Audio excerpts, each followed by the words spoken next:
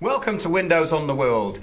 Quite a few months ago, we covered what was happening to a place called Wyatt Park and the Wyatt Park Residents Group, a group of people who woke up one morning to find that there was bulldozers at the back of their properties and a development was being built which they had no prior knowledge of, and it appears that the council did this without proper planning permission. We're just going to get some updates now because there's been a preliminary court case. I'm with Stoney from the Wyatt Park Residents Group, so welcome back. Hello, thank you for having us back and giving us an opportunity to just recap and let you know where we're at the moment. As you quite rightly said, a couple of months ago, well, actually a couple of years ago, we were rudely shaken out of our beds and thrown to the ground from the noise that we thought was, I don't know, was it an earthquake, was it a bomb? We weren't entirely sure what was going on. And when we investigated, Lambeth said that they'd given planning permission to these people, but they hadn't thought to let us know. So even though our house is back onto the site, they did not inform anybody who lived around in any of the houses surrounding the site. And there was no planning notices, is that correct? There were no planning notices, nobody received a single letter, and it was not put in the local press. But somehow Lambeth seemed to think this is okay behaviour. This is going on all over London now, and we've covered it in quite some depth, as anyone who watches this show will know. But it was private, it was a development company, wasn't it, a private developer? It's a private developer called Hambridge Homes, yeah. And it's owned by a father and son team, Michael and James Overton. So even though it's a company as such, it's just Michael and James. That's the summation of the company. They have 48 developments in Lambeth alone, and they brag on their website that they can get planning through within a few weeks. Right, so this is happening, as I say, all over the place, though there's obviously really some collusion between the council and a private developer, which is now normal because of the deregulation and the Housing and Planning Act actually gives private developers much more rights. There's been more that's been devolved from the council to the private sector. So basically what they've done is they've taken away the rights of normal human beings, like people like you and people like me. They've taken away our rights in favour of the developers' rights. So basically what's happened to us in Streatham Hill on Wyatt Park Road, Daysbrook Road and Wavertree Road could, in theory, happen to anybody, any time, because you don't have any rights. You don't realise how few rights you have as a citizen of the UK until you are faced with these situations. And yeah, it could happen. It's happening all over London, and I think Cameron, our ex-Prime Minister, was very much involved with removing normal human beings' rights in favour of developers. Yeah, and we've seen the results of that now. So give us a bit of a background now. So there was a court hearing on the 22nd of July. Yes, we had a court hearing on the 22nd of July, despite Hambridge Homes, i.e. Michael and James's Overton's strenuous attempts to get our case struck out of court. The judge said no, we do have a right to have our day in court, and for him to actually explain why he thought it was right not to serve us any notification, not to serve any planning wall, any party wall notices, why the Overtons thought it was right not to have any meetings to let us know what they were doing before building 3-storey concrete blocks at the bottom of our garden with Amsterdam-style windows looking directly into our children's bedrooms. The judge has decided that we will have our day in court. So we've got a case management hearing on the 22nd of December where we will have to go through all the paperwork. But what is fantastic about this is that it's forced, unfortunately we've had to go to court to force Michael and James Overton to tell us what they've put in the ground next to our buildings, what their plans are, what is the building that they've built, and we've had to go to court for them to explain to us what machinery was used, because everybody that we've spoken to have said our homes, our foundations of our homes should not have been shaken to the degree that they were. People on our roads, on the 3 roads concerned in Streatham Hill, were quite literally shaken every single day. That is not right. So unfortunately it's taken us all of this to go to court. You know, if Hambridge Homes were a decent type of developer, they would have, and they had nothing to hide, they would have gladly provided us with the information. But because we've hit a brick wall every single time, we've been put in the position where we've had to get funds, pull funds together and crowdfund as much as we can so that we can take them to court just to find out what have you done in the land next to our homes. What have you done? Yeah, so the houses are suffering cracks and damage. Yeah, at least about 8 of the houses have got cracks. And these are Edwardian houses that none of us had any cracks prior to Hambridge Homes drilling 40 foot down next to our garden walls.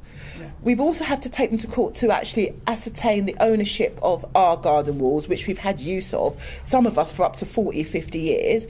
Michael and James Overton have rocked up and now say they own our walls. They didn't serve any party wall notices, and we believe this is a ruse to get around the fact that they should have legally submitted or given everybody that lived in the houses surrounding their site a party wall notice, letting them know what it was they were building. And it is my and most of the other residents' strong belief they didn't let us know what they were building. They didn't give us the party wall notices because by law you have to tell people what you are building. They didn't want us to know what they were building before they built it, because everybody knows it's much easier to prevent a building from going up than to have a building taken down. I think they know that, and that's what they're counting on here, is whether it's going to be in the public interest for it to be pulled down and whether you've got proper grounds for that. So Hambridge Homes tried to get this struck out, didn't they? They've tried on at least 4, and with the one that they've done most recently, about 2 weeks ago, 5 occasions to get our case struck out of court. The most recent thing that they've tried, the judge turned a part 7 to a part 8, and they're now saying that the judge was wrong to do that because it's been changed, we should now pay £5,000 to the court. So basically what they're trying to do is they're trying to load us with costs so that they can disband our organisation, so that it will be difficult for us or impossible for us to take them to court for bad behaviour. That's very, very common. And also you'll find that local authorities do this as well. They set up opposition, they become part of the opposition group. Right. And they will get you a lawyer and you will pay all the fees and you'll lose in court. And this is generally what happens. So that's very good so far. And you've also, by the 30th of October, they have to answer all your questions. Give full disclosure. Full disclosure, which they're not happy about, which is obviously what they're running away from. Because what we've also done is we've said to them, we're not happy with just your full disclosure. We've asked them for permission to ask for the information from the people that did the construction. Yes. Because they might tell things, they might tell porkies. So I'm interested to see if people who construct for them will also be interested in telling porkies at the same time. Very much doubt it. So if we ask, what machine did you use? How long were you on site for? What did you put into the ground? The construction people will have to say what they used. You'll also need your independent surveys, won't you? Very much so, which is also quite a costly exercise. Just a little bit of a rewind. The reason why we know that they didn't act properly is because they were mining tens of foot down, so between 30, 40, possibly 50 foot down into the ground, and 4 garden walls collapsed. 4 brick garden walls that had stood for over 100 years collapsed. And this was because of their negligence. They don't really care about what they do. And not only did those walls collapse, there were huge gaping kind of Quatermass type holes, equator type holes in the ground. So people had to be barred from using their gardens. This is what Hambridge Homes do. And on their site, which is ironic, Hambridge Homes claims to be, Mr. Michael says, I've been in business for over 30 years. Michael Overton says. James Overton says he's been in business for over 15 years, and he knows, and he looks after the communities that. It's hysterical. It does say that on their website. Well, of course they have to, don't they? I mean, as developers, we care about the communities that we could become part of, you see. And this is the sort of stuff that you get on the website. But you've got you need some support with this, really. We really do need as much support as we can. Financial support is what we're lacking at the moment, really, because if anybody knows, the legal aid has gone through the door. And all of us lot are just normal people. We're not millionaires. We don't have lots and lots of money. We're just normal, everyday people who've had this serious situation foisted upon us. And we have to fight. And what it is people like Hambridge Homes know that we can't afford financially. They know that we don't have tens of thousands of pounds to fight in court. So we're asking people to help us fight the bullies, because they are bullies. Michael and James Overton are bullies. Well, what we could do is try and see if there's a lawyer out there who could help you. Yes, please. We really would be grateful if there could be some kind of person who might be able to help us on a pro bono basis, or a no-win, no-fee basis, because we really do need as much help. Because the thing that's messing with us at the moment, but we will get through this, because we will not be we will not fall away from it, is that we need help, financial help, to help us fight this. But and the financial help is because we need the expertise. We need to find the relevant case laws, and it's only people with professional legal experience that can really do that. Yeah, I mean, somebody who could jump in and help you along would be very, very helpful at this stage, because it's a preliminary stage. Yes. And it's very simple stuff that needs to be done, which could cost a lot of money. Yes. Once you get all of your paperwork sorted out, and you've seen what the objections are, and you've seen where the controversy has happened, and looked into it, then the expenses will not be as much. So it's in this initial phase that you need a bit of help. Well, we've seen their defence, and all their defence was they do not recognise Article 8 of a right to family life. They do not recognise the right to privacy. They just said they don't recognise any of them. So they just have their own laws going on in their own little world. Well, that's really interesting. So they've created their own statutes that they're using against you. Yeah. Well, they're probably hoping that you're all going to run out of money and get tired out with it, which is what usually happens. But I think the most important thing is that this was done really with collusion with the council. So yes, the council are implicated here, really, aren't they? Yes. Because if there's damage to your property, they actually let this development happen, and you're saying it was without planning permission. We went into all that on that first show. Yeah.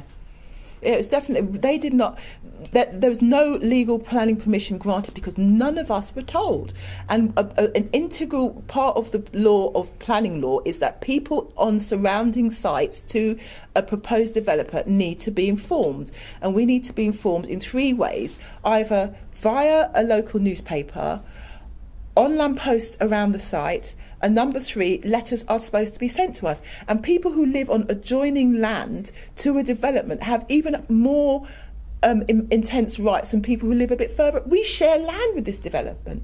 So whatever's happened on that development is going to impact on our properties. And I think the main thing was the loss of light, really, wasn't it? Yeah, they built this three-storey, I'm going to say it, three-storey prefab ugly concrete buildings that look directly into our children's bedrooms. It's disgusting.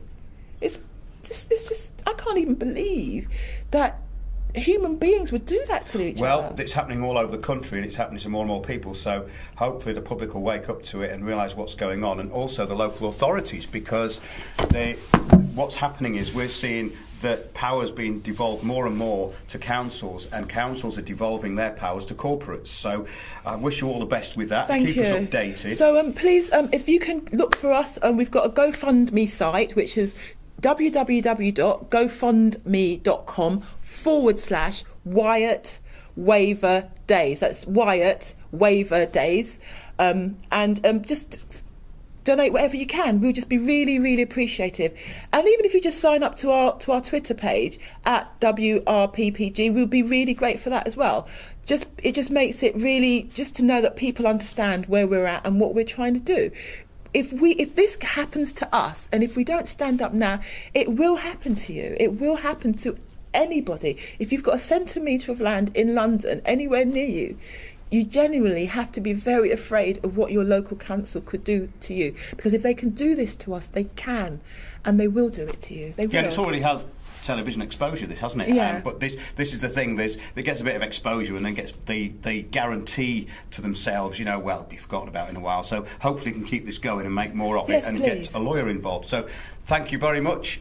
Thank you, Stoney, for coming on the show again. Thanks a lot. Thank you very much for having us, and we'll be back again and keep you up to date. Thank you very much. Thank you. See you in a short while. Thanks.